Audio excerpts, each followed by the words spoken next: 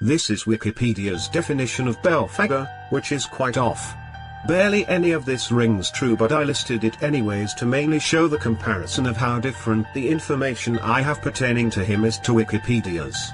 In demonology, Belphagor is a demon, and one of the 7 princes of hell, who helps people make discoveries. He seduces people by suggesting to them ingenious inventions that will make them rich. Bishop and witch hunter Peter Binsfeld believed that Belphagor tempts by means of laziness. Also, according to Peter Binsfeld's classification of demons, Belphagor is the chief demon of the deadly sin known as sloth in Christian tradition. Belphagor originated as Balpeor, the Moabite, the father of God to whom the Israelites became attached in Shittim, Numbers 25-3, which was associated with licentiousness and orgies. It was worshipped in the form of a phallus. As a demon, he is described in Kabbalistic writings as the disputer, the counterpart of the 6th Sephiroth beauty. When summoned, he can grant riches, the power of discovery and ingenious invention. His role as a demon was to sow discord among men and seduce them to evil through the apportionment of wealth. According to Jacques Condorcet's Dictionnaire Infernal, Belphagor was Hell's ambassador to France. Consequently, his adversary is Mary Magdalene, one of the patron saints of France. Belphagor also figures in John Milton's Paradise Lost and in Victor Hugo's Toilers of the Sea. Belphagor Assediavolo by the Italian diplomat Niccolò Machiavelli was first published in 1549 and regales how the demon comes to Earth to find a mate. This story became the initial source material for Ottorino Respighi's opera Belphagor, which premiered at La Scala in Milan in 1923. Belphagor also appears a character in the final season of the TV show Supernatural. Now that we have the Wikipedia definition out of the way, let me list what I have. Belphagor is the demon of paganistic belief. Any Celtic, Wiccan or other pagan religion that deals with any sort of demonology or communication with the demonic entities, it is Belphagor who sits at the top of the food chain. He is associated with the image of the half-goat half-man figure in devil worshipping, but is not the actual devil himself. Through occult accounts, specifically the Coven of the 13 Witches of Sorcerful, when a scenario arises where the presence of the devil is warranted as necessary, then Belphagor's place in the hierarchy is revealed, as he will appear with 9 other demons and begin to chant in a ritualistic fashion that summons the Dark Lord himself. Only when this procession of demons has been summoned, the ones known as the 9 Princes of Hell, and their ritual is complete, will the devil then appear. The Sisterhood of the Sorcerful were each given a parchment of paper, each containing the symbols and conjuring names of each of the 9 princes.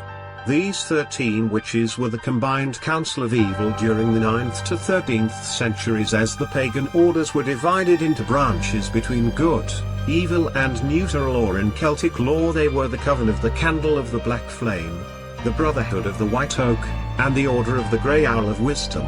Each order was led by a female who were believed to be incarnated of the life stream of the earth or Gaia. The Morrigan was one of these incarnates and abruptly joined the ranks with her sisters after the duality of the living shadow had departed from within her. I myself recently ended the dispute between the Princes of Hell on the Eternal Infernal Regions civil war that fought for control of the one pathway that led from the infernal realm into the mortal world that was created during the erection of the Tower of Babylon. It seems that the heavens were not the only destination that the Tower of Babylon was supposed to bridge a gateway to, and before the tower's destruction a bridge had been built that led into the infernal realm. As it is the only known means that would allow one to walk out of hell, it is constantly fought for control over.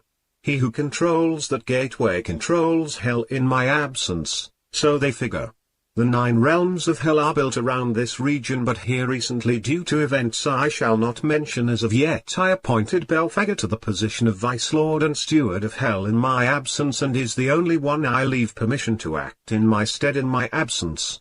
During the creation of the fundamentals of the concepts of evil during the beginning of creation, it was Belphagor who helped design the subtle definitions of evil and sin with me, and there are even litanies and praises from the choir of heaven that give thanks to Belphagor, who was known as Billows at that time, for his services in helping create the balances between light and darkness.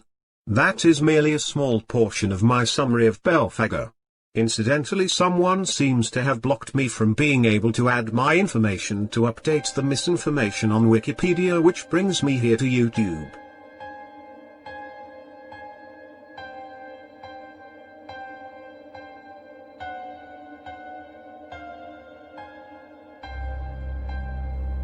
For years I have waited, concealed in darkness and shadow, amassing kindred spirits dedicated to my cause. 10 long years, haunted by one fateful memory. A grim recollection upon which I have focused my wrath and vengeance, giving me strength anew. The strength I required to rise from the ashes of the past, reborn as a creature of the night.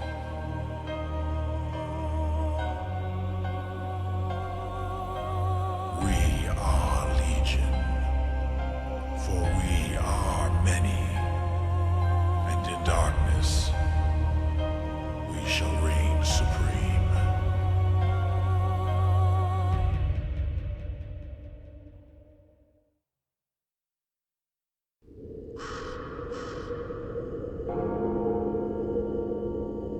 Requiem aeternam, dona eis